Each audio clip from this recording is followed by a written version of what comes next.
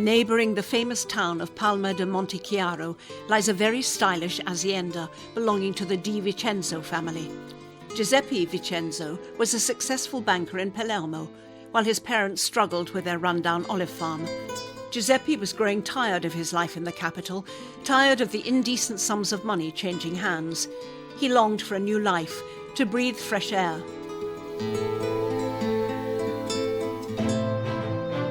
His wife Silvia suggested they renovate the family olive farm and build an agro-tourism business.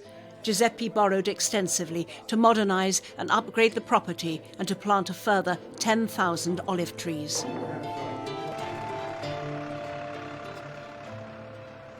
If you ask me, I think our aim should be to be the very best.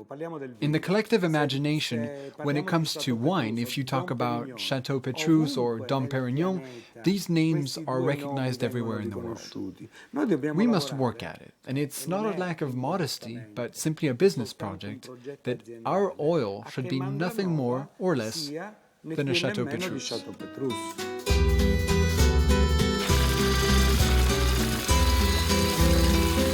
Sicily's diverse topography and hot, arid climate are ideal for olive production. Harvesting takes place between the middle of September and the end of November, depending on altitude, soil and taste. Giuseppe's farm, at a little over 100 metres above sea level, is one of the first estates to pick. This gives green fruits that render tangy, well-constructed oils. The washing, pressing, bottling all take place in a vast mill that has been constructed in one of the farm's ancient stable blocks. Giuseppe personally oversees every stage of the pressing process.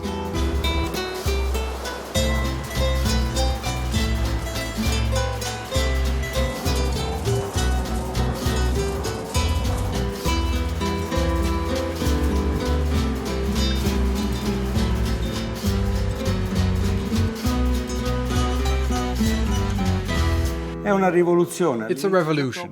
In early October, we had already extracted the oil, which is now resting in silos. Previously, we used to wait longer before the harvest, which took place in November. The idea was to produce in large quantities, and our grandparents looked forward to a lot of oil. Our project is based on quality, and part of the revolution was to bring forward the harvest to get more flavors, more polyphenols. That's what the market wants.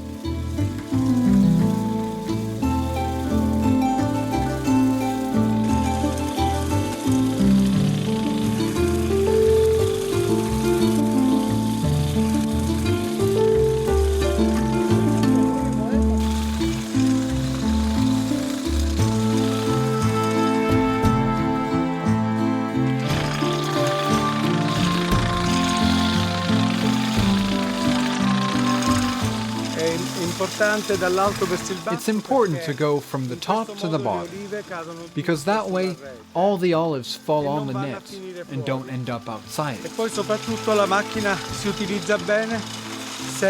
And above all, the proper way to use it is like a comb. You move it down and the olives drop.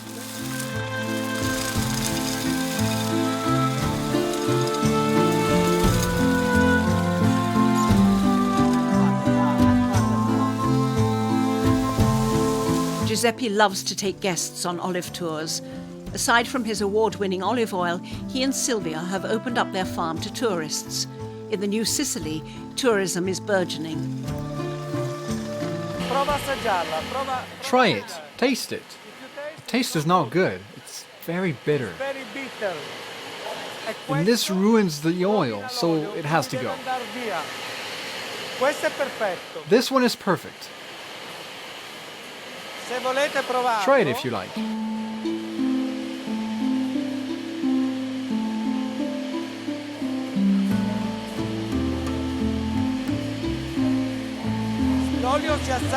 You sample oil by sniffing the odor and then tasting it while breathing in some air. It tastes like artichoke. This is the characteristic of this oil.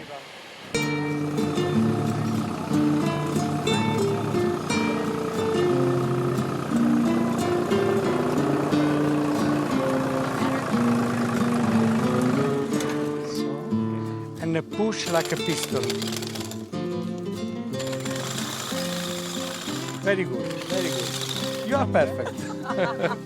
And many tourists dream of Mediterranean olive farms.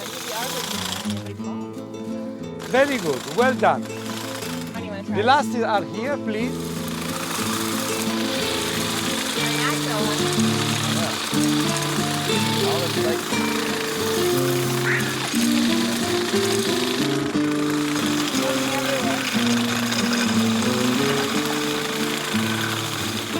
We just got married. This is our first time, actually. We're on our honeymoon. I was afraid when I opened the hospitality in Mandranova, would come only a family with the children, old lady. But now it's another story. Come a young couple, normally in honeymoon, to discover what means stay in the farm in the old Sicily. But this is the new Sicily. It's not very old.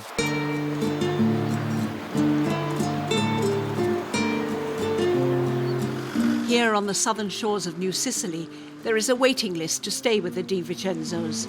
Foreigners fly in from all corners of the world, and Giuseppe takes pride in escorting his guests to nearby classical sites and Mediterranean beaches.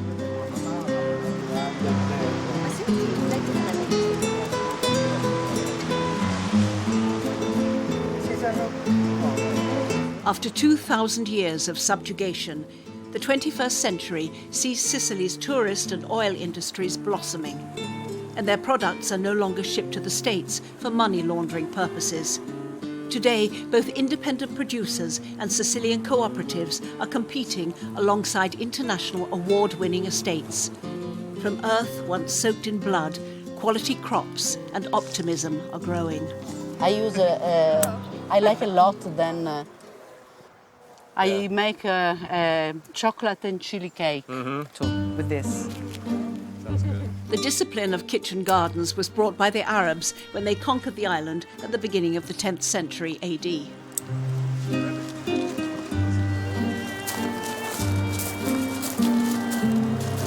Back at the farmhouse, Silvia is teaching the arts of the kitchen. Yes, when we put in the oven.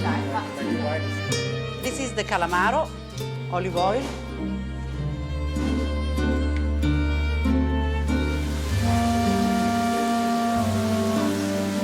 Olive oil to fry aubergine, olive oil in the tomato sauce, olive oil,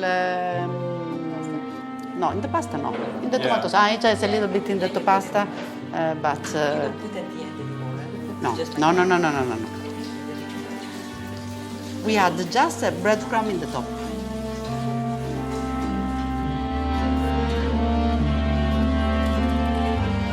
Since ancient times, the olive tree with its stoned fruit and gold-green oil has been lauded for its medicinal purposes and its prized place in Mediterranean kitchens. Here, in the New Sicily and in Silvia's kitchen, these nourishing and healing properties are offering a unique form of renaissance.